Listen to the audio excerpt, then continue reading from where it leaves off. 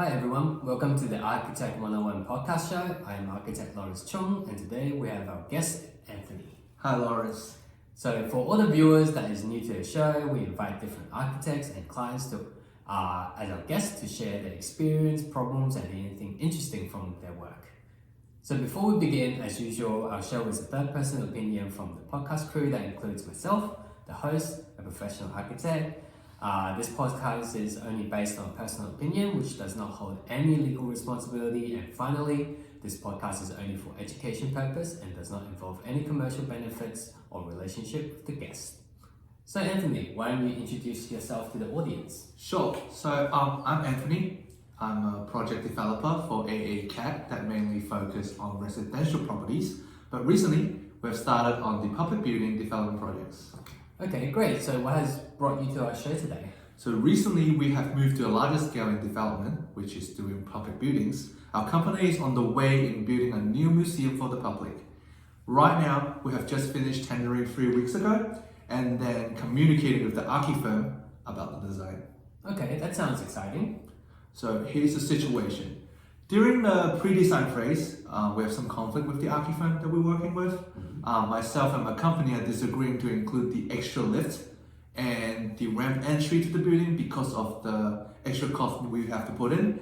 And plainly, we think that the ramps are really ugly. Okay, I see. But the archi firm insists we to do so, saying that it's a part of the legislation and the ramps are not ugly. However, for the concept design that I received from them, I don't really like how the ramp and extra lifts are done. And also, I think it's necessary for the building since there are already sufficient lifts around the property. So here I am, here to get some insight of if we really need to do such item or is there any ways to work around it. Okay, I see. I understand.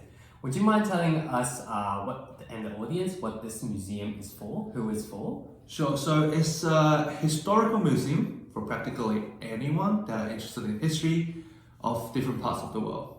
Okay, I see. Okay, first thing first, I understand that your company has just begun public building projects and previously are mostly residential projects.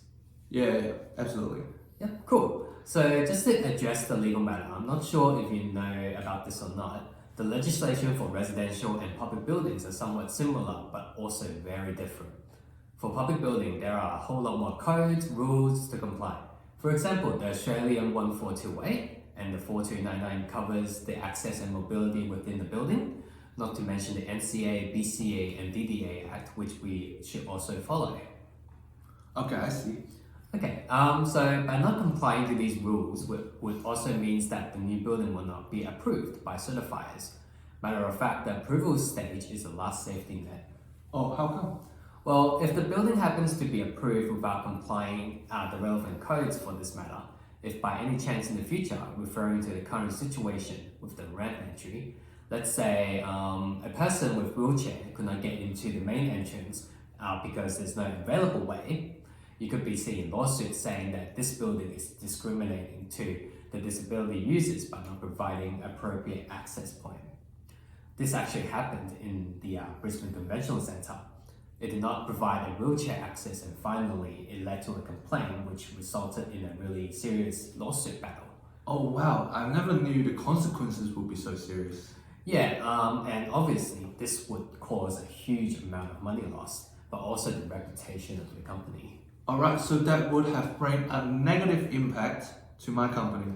Exactly. But for now, the situation isn't too bad since it's still in your concept stage.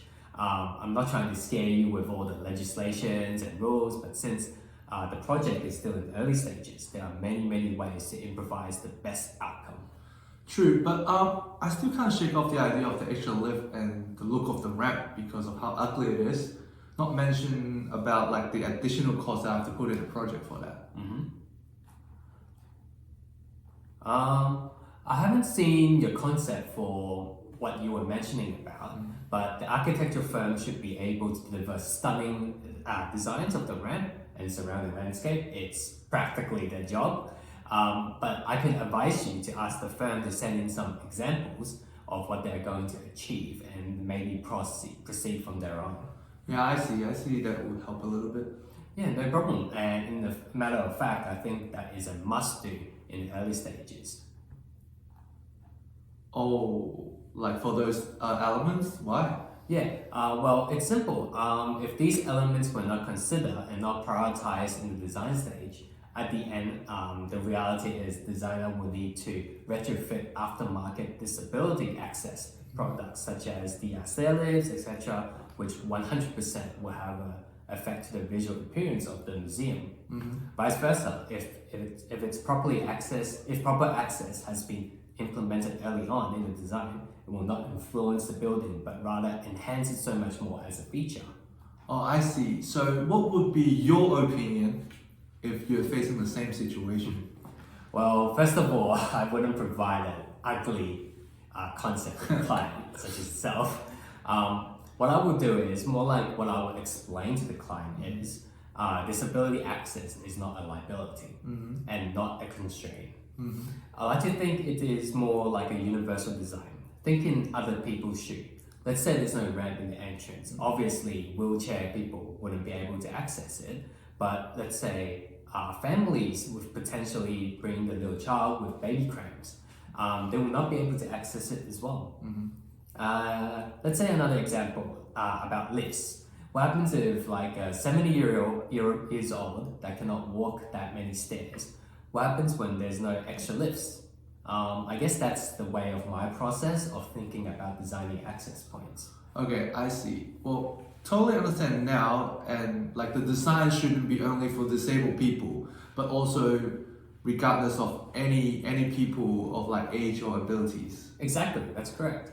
And one last comment about this situation. I would say this would be an opportunity for your company to market your project as an equitable building, which means it truly states that everyone are welcome to your building. Well, yeah, that sounds great to our company. Okay, so it's that time again, time to wrap up this podcast. Thank you, Anthony, and our guest today for sharing this situation. You're welcome. And I hope the audience have learned a little bit more through today's discussion about disability access.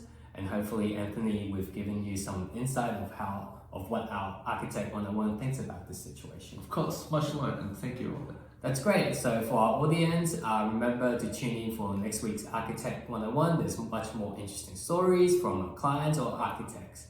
And we'll see you next time. Bye.